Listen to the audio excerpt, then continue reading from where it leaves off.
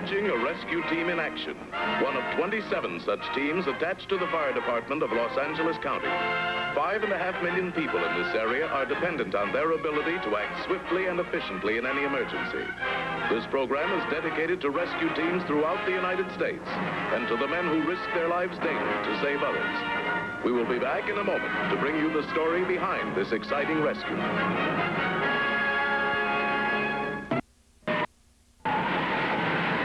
When Rescue 8 rolls on a response, we never know what we might find at the scene. A citizen's urgent call could mean that the lungs of a victim of heart disease must be restored to normal breathing action.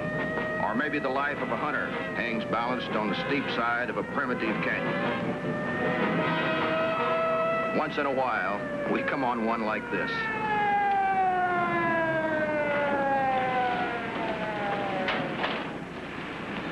Having fun, mister?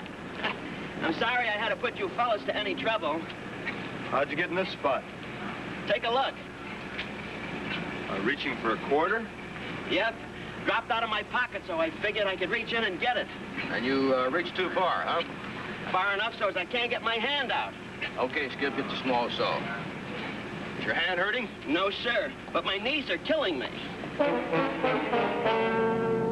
Something bothering you, buddy? Yeah. I was just thinking how this response cost the taxpayers $50. I didn't figure that. I was reading the county bulletin this morning. They gave the latest figures on the cost of operation. The average of time, depreciation, personnel, equipment. They came up $50 per rescue response. How about that? $50 for 25 cents. Not very good odds, huh? No, they're not. You know, it's a funny thing, the kind of trouble people get themselves into on account of money. Yeah.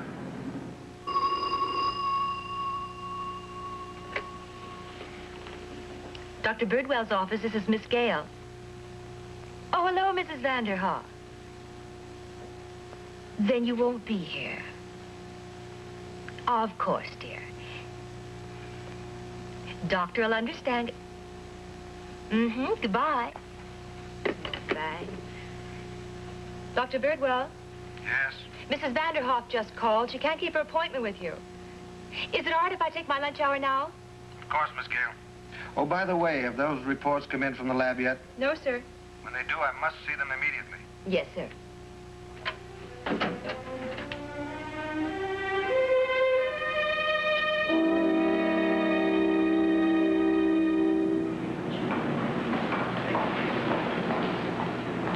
Well, welcome to the Ritz. I've already ordered for Madame. I'm in no mood for jokes today.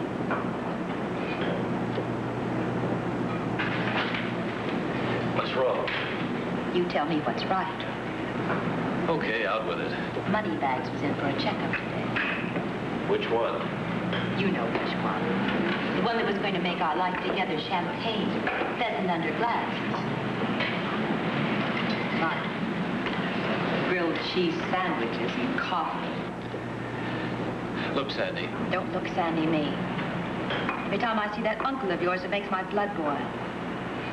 He treats you like a high school kid, and you act like you like it. What can I do? If he finds out we're married... Same tune, same words. Well, let me repeat myself. Harry Treadwell, quarterback for the Rams, I turned him down. Link Larson, star of the silver screen, I turned him down. And for what? Mark Stratton, poor but handsome heir. I thought I was getting a lion, but I got a mouse. Just give me time. Is that all the time I'm going to give you? I'm tired of working for a living, and I'm going to have some fun. With or without you. Think it's worth risking everything? Everything. I haven't got anything. Okay, all right, you win. I'll talk to him, but please, let me do it my way.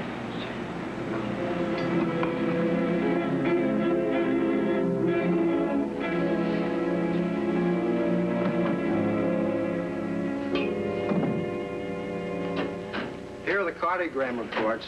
Better get them right into the doctor. One of them is very critical. Thank you.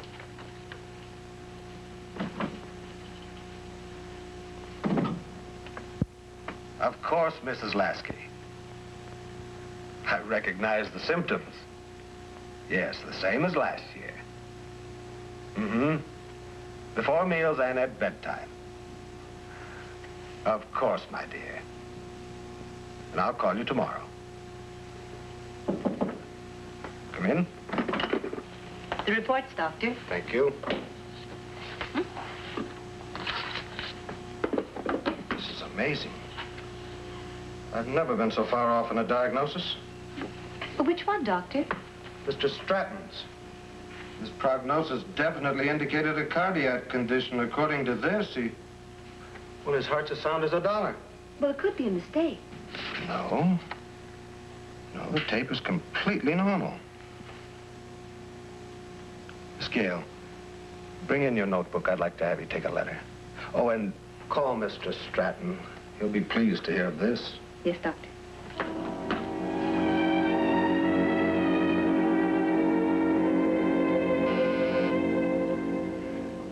Well? Your nephew wishes to see you. Send him in.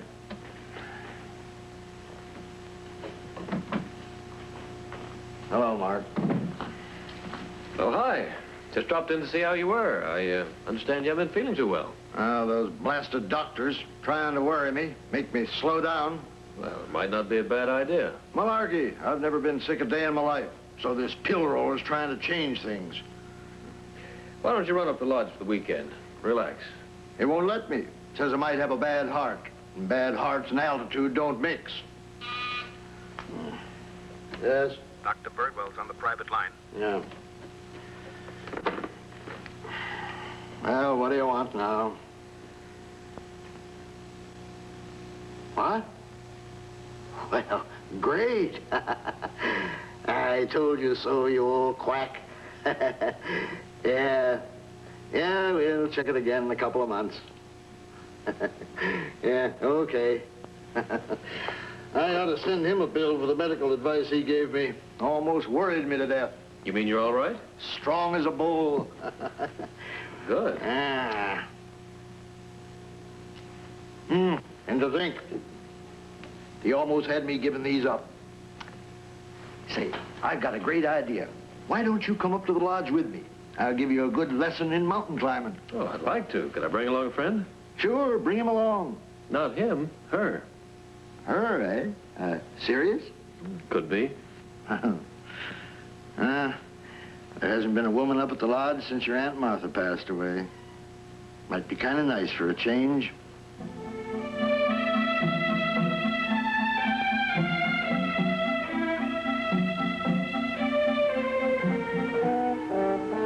The eggs will be ready in a jiffy.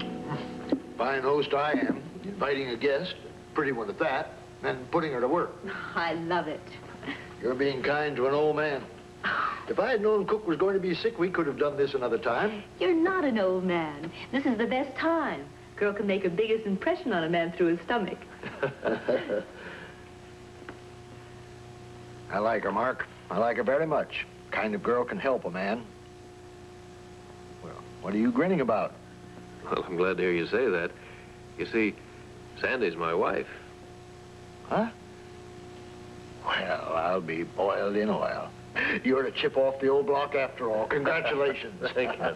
Shh, here she comes. That looks mighty good, Mrs. Stratton. Thank you. Mrs. Stratton. No. I just told him. Welcome into the family. Oh, thank you. Now, let's dig into this healthy-looking breakfast. Here.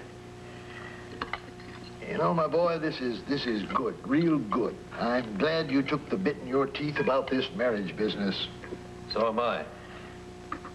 I suppose many men in my position might get a little soft, figure on making your role a little easier to hold. But not me. No, sir, not me. But Mr. Stratton. Uncle Charlie, honey. I know what you're going to say, Sandy, that you don't want my help. That's why I'm glad Mark picked you. I've had the feeling that you've been getting a little impatient, boy, expecting to be given things instead of working for them. Well, you stick by this little lady of yours, and when I'm ready to step aside, you'll be ready to take over.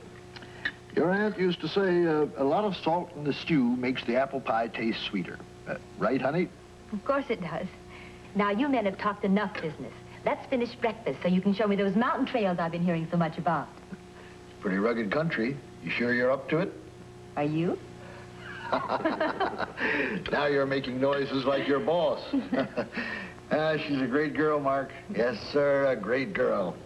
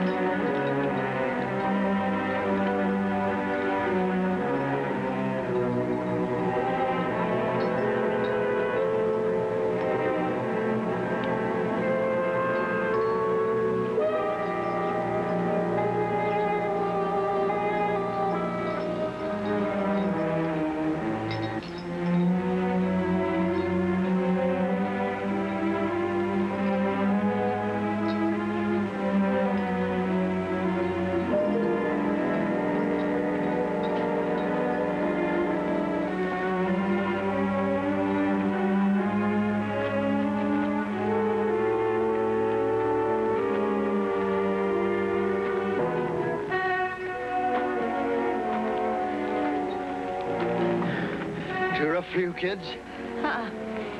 Let's keep moving. Atta girl. Something wrong? No. Too much of your good cooking. Touch of indigestion. Let's go.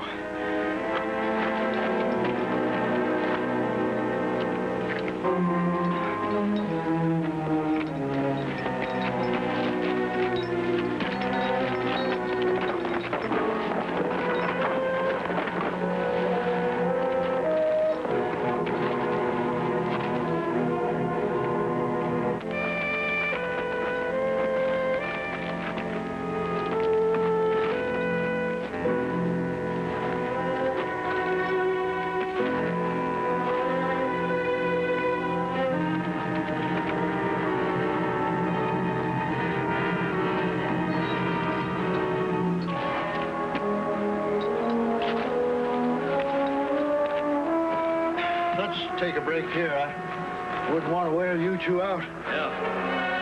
Uncle Charlie!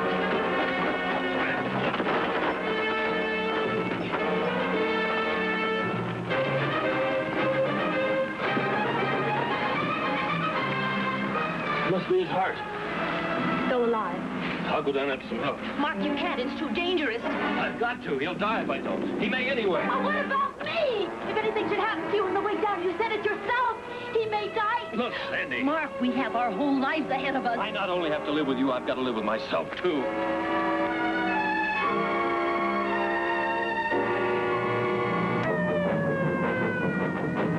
Normally, the foothills and areas above them are not in the district of Station 8. But the nearest rescue unit was busy on a response, and the dispatcher gave the call to Rescue 8.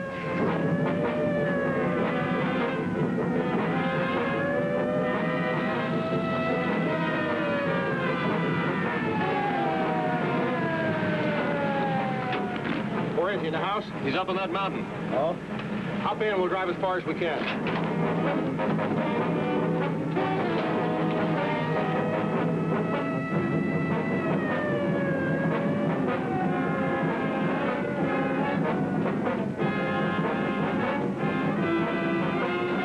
Attack victim high on a mountain. That presented three problems. Getting to him in time was the first. Resuscitation was the second. And third, and probably most difficult, we had to get him down. The victim's nephew told us that he'd call for a doctor after alerting the fire department.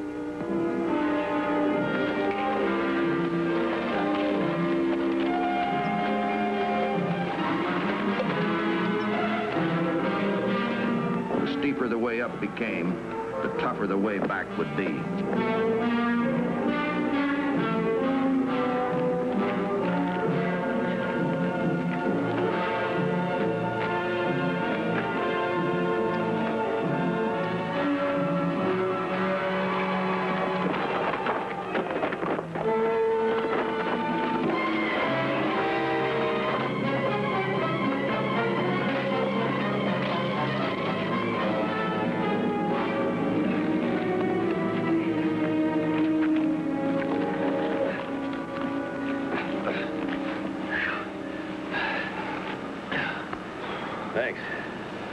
Just take it easy, buddy.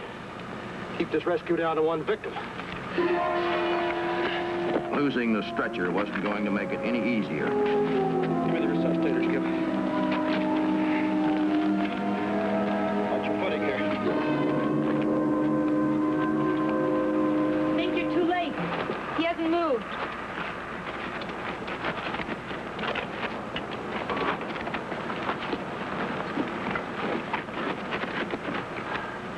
Anything there? Very faint pulse, Skip. I'd be glad to help any way I can. I work in a doctor's office. Thanks, man. The best thing you can do is get back and give us a little room to work.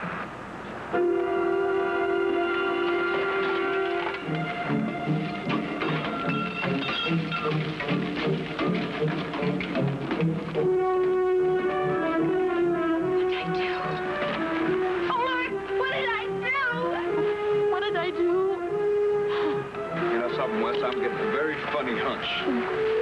Yeah, you're not alone. It was as though someone didn't want this rescue to be successful. We had to get the small E&J back up to us and hope there was no serious damage to it. Give you a hand? Yeah. Skip was going down for it, while I tried to keep the victim breathing with artificial respiration.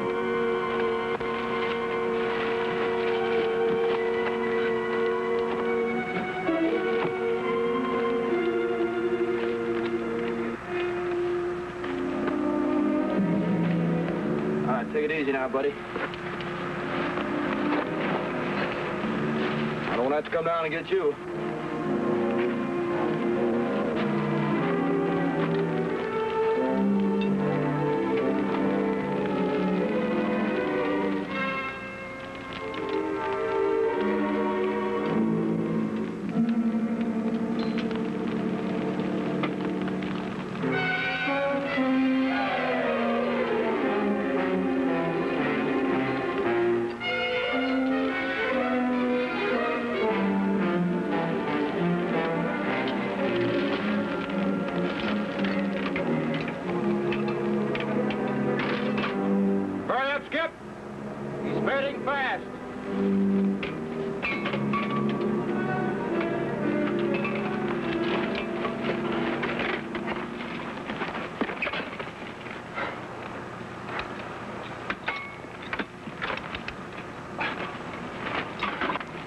I think it'll work all right, Wes.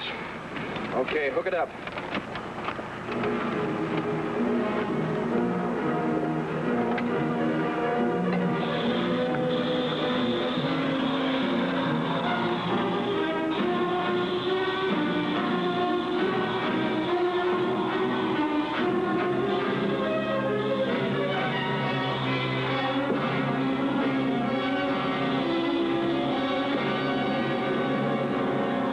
On his own now, Skip. Let's see if we can get him up here and get him down.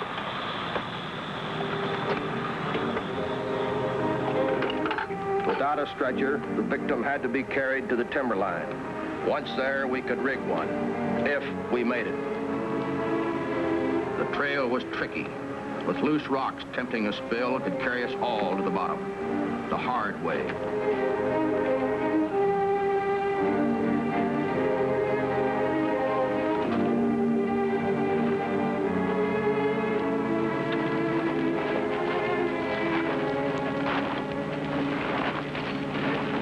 All right, Skip, let's get these ropes off.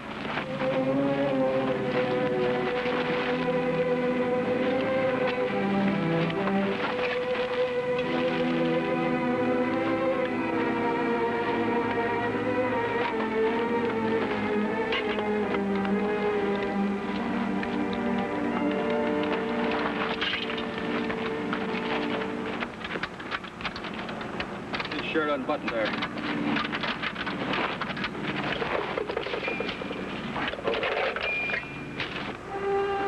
Using ropes as a base and strong branches, Skip and I made an emergency stretcher.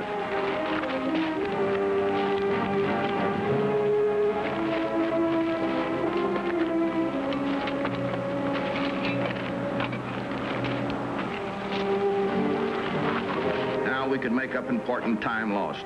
The way down had been a hard one and could result in the victim having another attack.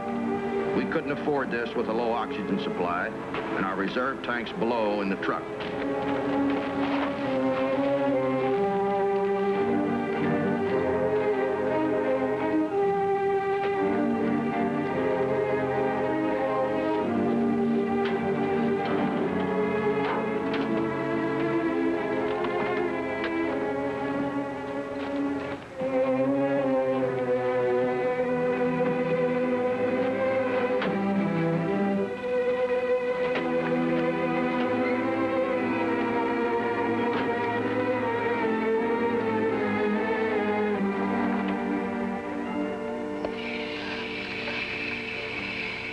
All set, Wes. I don't need any more of that. I just had a little touch of indigestion. You had a heart attack, Mr. Stratton. A bad one. A little booster won't hurt. Come on.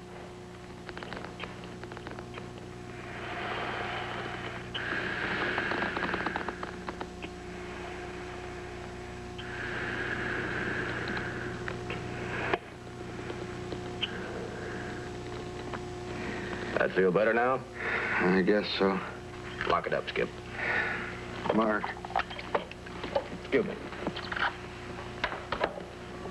Looks like you got the ball now, boy. I guess I wasn't as smart as I thought I was. It was all my fault. My fault. I shouldn't have made you do all that climbing. Don't blame yourself, honey. I've been a stubborn old man. Can't deny the truth of that, Mr. Stratton. Doctor? Hi. But you're not the only one to blame. Mark, when you called me, I rushed to my office to check my reports. And I found that you had made a very serious mistake, Miss Gale. You attached Mr. Stratton's cardiogram to the wrong report. My, I'm sorry. Are you, Sandy? Are you sorry? Of course. Are you sorry you didn't want me to come down for help? You said you were worried about me. Mark. And when you kicked that resuscitator off the ledge, I'll bet you were sorry about that, too.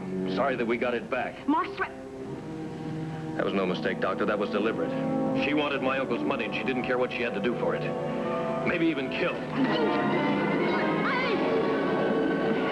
You better get your things back. We're going back to town.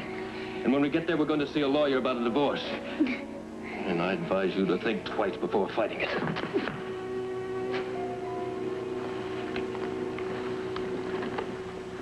It'll be all right, Charlie.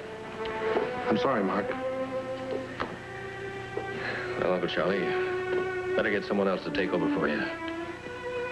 Afraid I'm not the man to handle the job. Now, hold on, boy.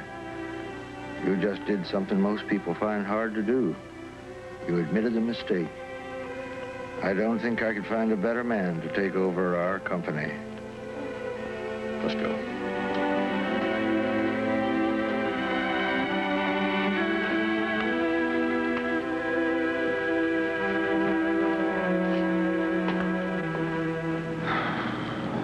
You know, Wes, that $50 paid off this time.